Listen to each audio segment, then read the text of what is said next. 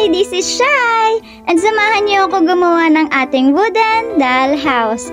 Nagliha na nga tayo ng maigi ng bawat parte ng ating munting bahay. Lahat ng sulok ang sumot na talaga niyang hawakan. Sinimulan na din nating pinturahan tong ating wooden dollhouse ng kulay puti na primer, syempre.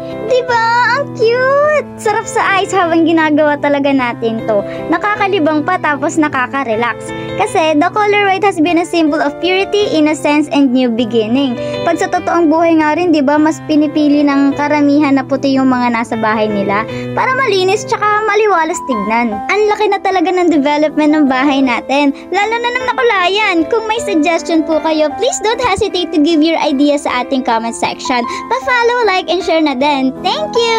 And again, this is Shai, your awesome and wonderful dollhouse maker.